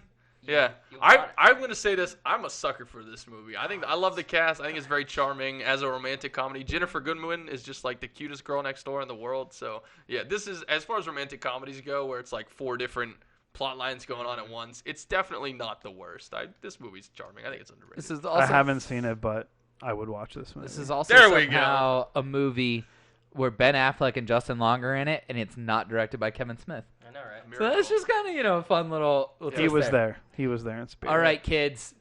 You know what? We'll hold on that one. We'll come back to that one last. How about Argo? Argo. You know what? Argo, fuck yourself. That's what I have to say. Jesus Really? Christ, really? No, it's a quote from the movie. You guys Oh. remember? You're like, Oh my I God! was like, Really? hot take. Have you guys seen Argo? Yeah. At all? but still. That's Argo's such a fucking big awesome. line in the movie. Alan Arkin says it's hilarious. Argo, fuck yourself. Yeah. Argo's so awesome. It's so I think good. it's underrated. I think it won Best Picture. Yeah. And Ben Affleck was left off the nominee list for Best Director, and it was a big outrage that year. Right. But I think people forget about this movie and how good it actually was. Was this his first time directing? No. Third. Third, because, yeah. Yeah, it was Gone Baby Gone, then The Town, and then Argo. Oh, About the Iranian hostage crisis. great fucking movie. Underrated. Yeah, I would say underrated. The anxiety that you all talked about having while watching Uncut Gems, I had during Argo. That's true. I mean, I was there's a like lot of tension on in the this edge of my film. chair the Yeah. entire I time. would have to rewatch it. I think I saw it probably like around the time it came out. Yeah. Well, what made it more fun too is that the movie's plot was people faking that they were in the movie business. Yeah. Right. So of course that was fun for us because they were like, yeah, these are our fake sets and these are our fake locations, and Yep. I'm the producer and stuff like that. So It was awesome. underrated. Gone Girl. This fucking movie. Yeah.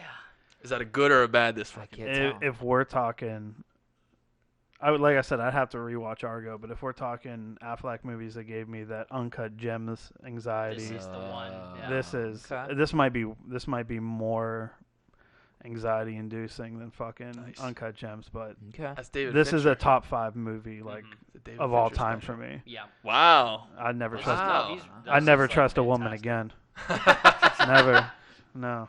That's interesting, and I like this movie a lot. And David Fincher was on a roll at this point. He did Social Network. What and movie? Gone Girl. So David Fincher did Social Network, and then Girl with the Dragon Tattoo, and then this girl back to back. And like that trifecta is such a fucking hat trick. And I know Josh hates the Social Network. Such a Same. movie. Same. That's enough out Same. of you. I fucking I Terrible hate the movie. Social Network. Yes. So Just good. not with you, man. Terrified. Dude, I fucking hate. I can't. Get these I guys can't. out of here. I can't. Choke artists. Do you think it's better than Gone Girl? Yes, absolutely. He rolled out of Absolutely. the screen. No, He's I'm But back. what I was I'm gonna back. ask, what I was gonna ask you guys is, do you think that this is better than Girl with the Dragon Tattoo, which was David Fincher's movie right before this? And they're very similar in their tone and their feel and the mood and the look and all that stuff. I think Girl with the Dragon Tattoo may be a little better. That's a fucking anxiety-inducing movie. I think the most anxiety-inducing scene in any movie for me is when Skarsgård has Daniel Craig on the table and he's got like the clipper. Yeah, he's like about to get and into he's it. like about to cut his dick off. I'm just Ugh. like, And she hits him with God. the golf club, and his face is Oh. all fucked up. Yeah. I love Gone Girl. I think it's fairly rated, but do you guys over there, do you like this more than I've Dragon never Tattoo? seen this movie. Oh, you need to. It's so Dude, Wait, what? I will Josh has not seen the movie. It's because Fincher's overrated. Oh my, get out of here. It's just roll on for that one. you're telling you you're right kicked- now. I'm kicking I you can't- off your I'm own paralyzed. podcast. Telling you right now. Austin, you said which one did you like better? I like Gone Girl a little bit better than Okay. Dragon Tattoo. Watching this movie for the first time, about halfway through, made me so uncomfortable as Yeah. a human being watching Agreed. this film that I was like, I need to turn this off. I'm gonna have an anxiety attack. Yeah, agreed. Really well made film. The music also really good. Those Yeah. 3 movies that Fincher did in a row, Trent Reznor and Atticus Ross did the score for all 3 of them, and this one was really interesting with the use of water goblets for the soundtrack. Very ethereal and mysterious. Yeah, Gone Girl's Trent great. Reznor. Good. David Fincher. bad. Who is this guy? Can next time I'm invited back, if ever, whatever. But this would have to be my pick, especially if you haven't seen it, Josh. This movie is fucking. I don't think you can pick back-to-back Affleck movies. I Yeah, but- think there has but- to be a rule against But that. you heard him say that he thinks David Fincher is overrated. So how can he get into? How's he But gonna we get into both this hate movie? The Social Network. Did you see Girl with the Dragon Tattoo, Josh? I did, but I don't remember it. Daniel Craig and Rooney Mara. Yeah, I don't remember it. Okay. Well, yeah, Gone Girl's awesome. We'll wait till like November or some shit. Okay. All right. Let it breathe for a minute. But we gotta Okay. talk about Gone Girl. Okay. Austin? I hate this movie so much. I hate this movie. I didn't see it. I hate You Superman. have the premise for such a great mashup, and you fuck everything up Poor so Batfleck. hard. He's coming back. I guess he's not so bad that he can't come back and be in a new Batman with Michael Keaton. Yeah. So All right. And finally, look at that poster. It's just those. It's nuts. so good. It's iconic. So good. It's fantastic. overrated, underrated. I think fairly rated, Okay. That's but fine. I don't know if as many people have seen it as I wish had seen it. Sure. Yeah. For that reason, I'll say underrated because I don't think as many people know about it as they should. I feel like it's thrown in there when people talk about Boston movies, like Zach was there. Oh, Departed and The Town Black Mass, and Yeah. Boondock Saints. Boondock Saints. Hello. But I think it stands out from not only the pack of Ben Affleck movies, but as a truly great crime thriller that I would show to. I think I always think about this like, okay, you're hanging out with. I always put like what, Justin, we were like 13 when we were really started to get into movies, and so like. Would I say, hey, 13-year-old Josh, here's a list of movies I want you to watch? Would I be like, when The Town comes out, you need to go see it in I theater? would say you would. Like, this is one of those movies that I think younger version of you would have really loved to see and analyze and pick it apart with your brain. And then the next day you go to school in an Adidas tracksuit. And ask for Capicola Yeah. on my burrito. Absolutely. Yeah. Yeah. Justin, What? you think this is something you would tell younger us in my basement? Hey, I would man, tell everybody to go see this. I wouldn't put down Boondock Saints. This I is wouldn't. better. I wouldn't pull this. I wouldn't put this at the top of like heist movies that you would watch. Like I would put like Heat and The Dark Knight. And Yeah. a couple other movies up there. If you're like for the sake of film history, talking about heist movies and like learning filmmaking and stuff. But I certainly would like everyone to see this movie at some point. I think it's fantastically well made, well acted, Yeah. well written. I just love this shot so much of the nuns So with good. the weapons. Oh. All right. So overrated, underrated, fairly rated. We're all saying I would underrated say to fairly underrated rated. to his point. Okay. Yeah. I think on some people's list it might end up as like an honorable mention. Mhm. So Yeah. I would say underrated because I think it deserves the credit a lot of other movies get. Nice. Good way Awesome. to put it. Yeah. Derek says underrated, huge bench guy, Terry. Oh. Yes. Yeah. Yeah. Okay. All right.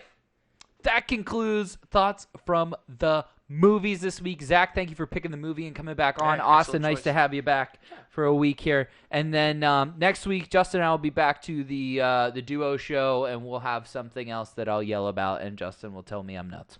Now, I will say a question. Do we not score them anymore? Is that out? Oh, I Or forgot. Have I I been way too totally forgot If about I- the scoring I because always have to we're remind not you guys necessarily even when I'm doing not yeah. here. Sure, we could we add could it in score. later. Yeah. Uh, Oh well, Austin, you seem like you have yours ready to go. So Yeah. what is it? Well, I will say that mine for this one is a 8.7. an 8.7, he says. Yeah, it's Okay. not, like I said, it's not too well known, but the feeling that you get when you finally see a film that maybe not a lot of people have seen, that you have that pleasure of being like, man, that's so cool. I love that I have this. And maybe not a lot of people do because they don't see it. But Wait, what would you say it mine was? was at 8.7. 8.7. That is under Zach, Justin's thing, by the this way. is actually your. I know. I was like, man, do I have my own fucking column? Dude. Sick. There we go. Oh, just shut up. Zach, what are you giving this one? Yeah.